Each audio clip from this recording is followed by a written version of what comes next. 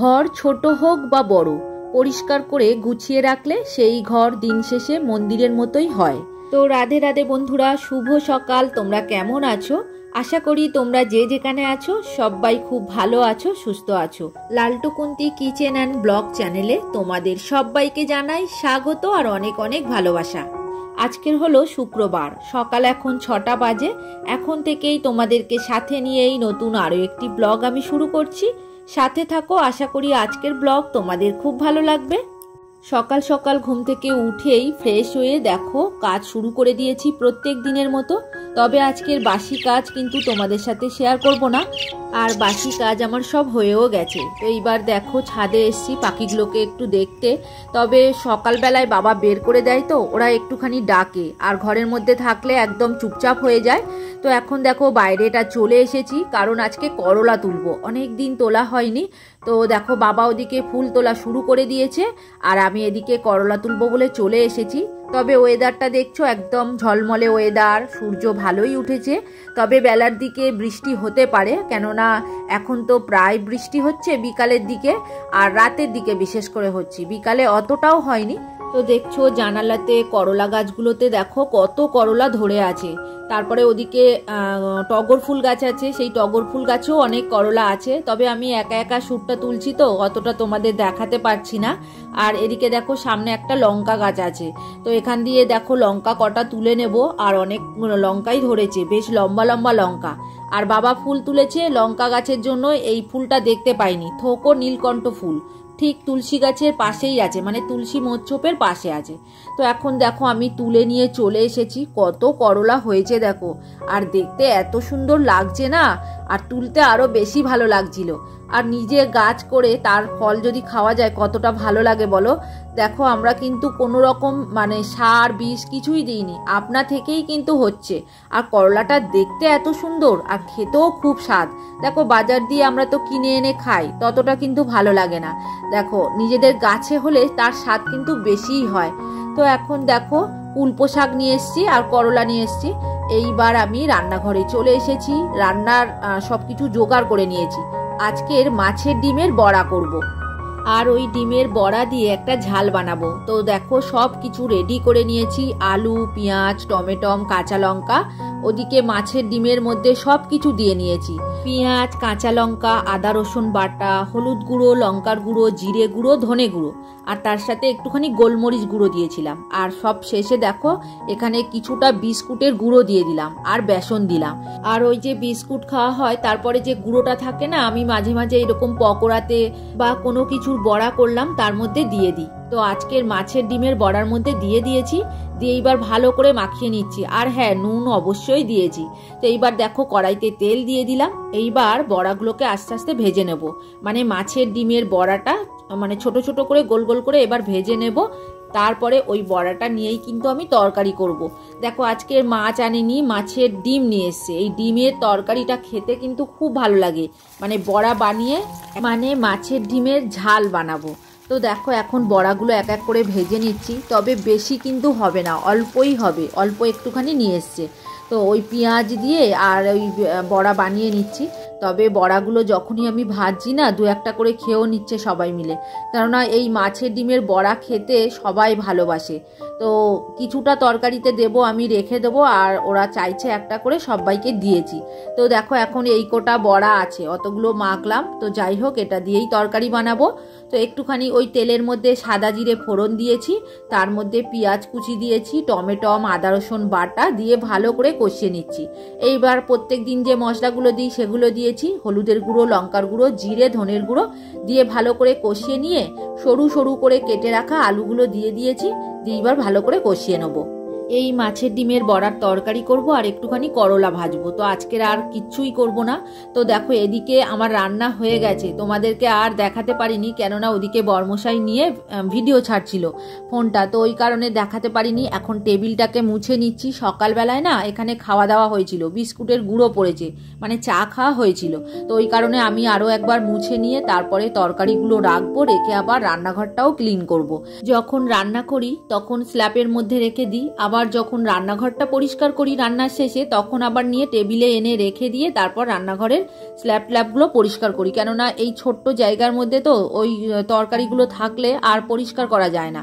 দেখো এইবার আমি স্ল্যাবগুলো সব পরিষ্কার করে নেবো, মানে র্যাকটা পরিষ্কার করে নেবো, ওভেন পরিষ্কার করে নেব, ওভেনের মানে ঝিকগুলোও পরিষ্কার করে নেব। দেখো এখন আমি স্কচব্রাইট দিয়ে একটু গ্যাস ওভেনটাকে মেজে নিচ্ছি, কেননা তেল তেল ছিটে পড়েছে তো, কাপড় দিয়ে মুছলে হয়, তাও একটু মেজে নিচ্ছি, মেজে নিলে একটু বেশি ভালো হয় আর কি। তো চলো এইবার তোমাদের কিছু কমেন্টের উত্তর দিয়ে দিই। গল্প কথা থেকে দিদিভাই কমেন্ট করেছে, ঠাকুরের বাসন ধোয়া থেকে পুজো এবং রুটি করা থেকে গ্যাস মোছা সবই দেখলাম বন্ধু, খুব ভালো হয়েছে ভিডিওটি।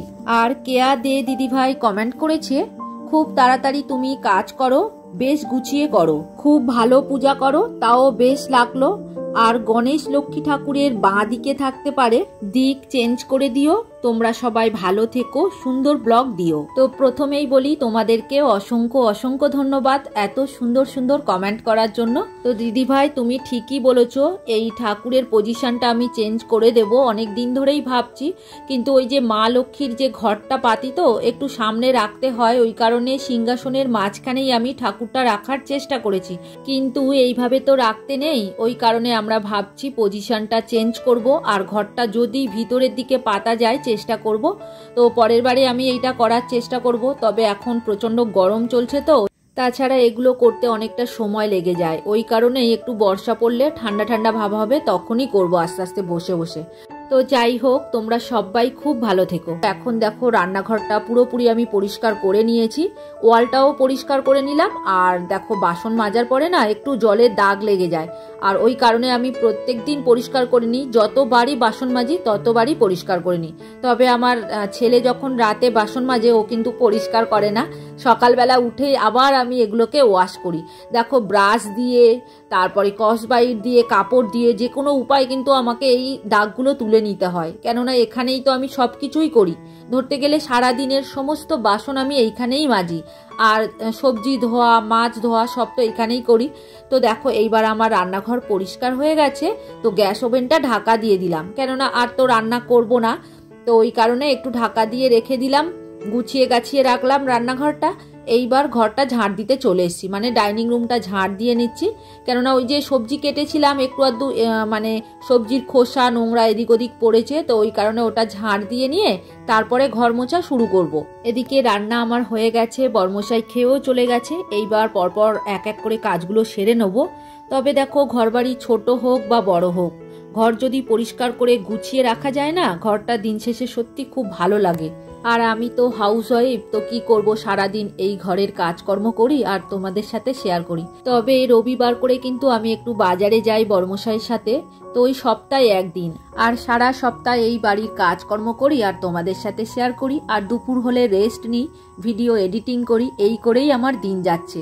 তো এখন ছেলে বড় হয়ে গেছে, তো ওর পিছনে আর সময় আমাকে দিতে হয় না, তো ওই কারণেই আমি ভিডিওর কাজগুলো করতে পারছি।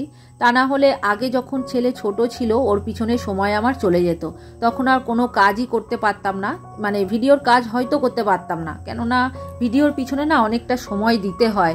তো এখন আমি বুঝতে পারছি, যখন প্রথম প্রথম করতাম আরও সময় লাগতো, তবে এখন আস্তে আস্তে সময়টাও কম লাগছে, একটু একটু করে শিখছি। তবে এখানে শেখার কোনো শেষ নেই, আর যত দিন যাচ্ছে আমার অভিজ্ঞতা ততই বাড়ছে, তো এই করেই আমার সারাদিন কেটে যায়। তো যাই হোক, দেখো এখন ঘরবাড়িগুলো মুছে নিচ্ছি, প্রথমে সিঁড়ি মুছে নিলাম, তারপর রান্নাঘর মুছে নিলাম, যেহেতু আমি আজকের খাওয়ার ঘরটাই শুধু মুছবো আর বাকি কিচ্ছু মুছবো না। তো দেখো ঠাকুর ঘরের ওই সিঁড়িটা কিন্তু আমি সব সময় মুছে নিই, আর রান্নাঘর আর ডাইনিং রুমটা। তবে ঘরগুলো প্রত্যেকদিন মুছতে পারি না, কেননা এতটা মোছা সম্ভব নয়, জানো তো, প্রত্যেকদিন কাজ করতে করতে না আমার ডান হাতটা ব্যথা হয়ে গেছে, মানে ডান দিকের যে দাবনাটা আছে সেই দাবনাটা মানে কনকন করে, কি বলবো আর তোমাদেরকে। তবে এটা সব সময় হয় না, মাঝে মাঝে হয়, আবার মাঝে মাঝে নিজে থেকেই কমে যায়। তো এখন কদিন আবার দাবনাটায় ব্যথা করছে, তো জানি না কবে আবার ঠিক হবে। 2-1 দিন পরে আবার দেখবো নিজে থেকেই ঠিক হয়ে গেছে। আর ঘর বাড়িগুলো গুছিয়ে গাছিয়ে পরিষ্কার রাখতে গেলে নিজেকে একটু খাটতে হবে, সময় দিতে হবে। তো যতই শরীর খারাপ হোক তবেই তো বাড়িটাকে মন্দিরের মতো লাগবে। তো যাই হোক, ঘর মোছার পরে আবার জামা কাপড় কাচবো, কিছুটা ভিজিয়ে দিয়েছি। এদিকে ঘর তো আমার মোছা হয়ে গেল, জামা কাপড় কেচে স্নান করেও নিয়েছি। আজকে চুলে শ্যাম্পুও করেছি, তাই এখন হেয়ার সিরাম লাগিয়ে নেবো। সিঁদুর পরে নিয়েছি, তো চলো হেয়ার সিরামটা লাগিয়ে নিই। আর দেখো চুল বেশি নেই, তাও যতটুকু আছে আর কি।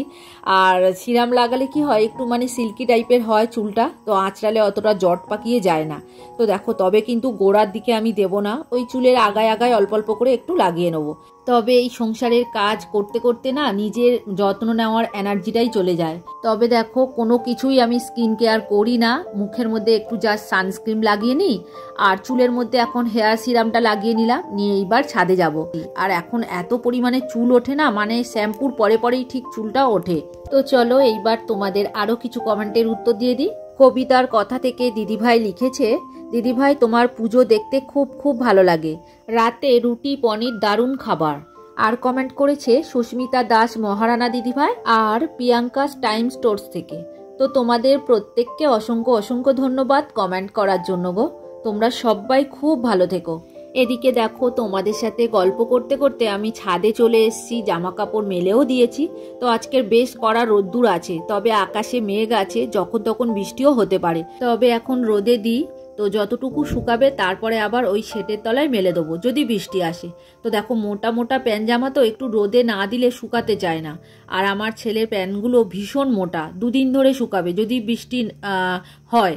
তো এখন দেখো আকাশে মেঘ দেখতে পাচ্ছ, ওইদিকে সাদা সাদা মেঘ জমেছে আকাশে, কখন যে বৃষ্টি এসে যাবে। যদি একটু বৃষ্টি না হয় তাহলে আমার প্যান্টগুলো মানে মোটা মোটা প্যান্টগুলো শুকিয়ে যাবে আর কি।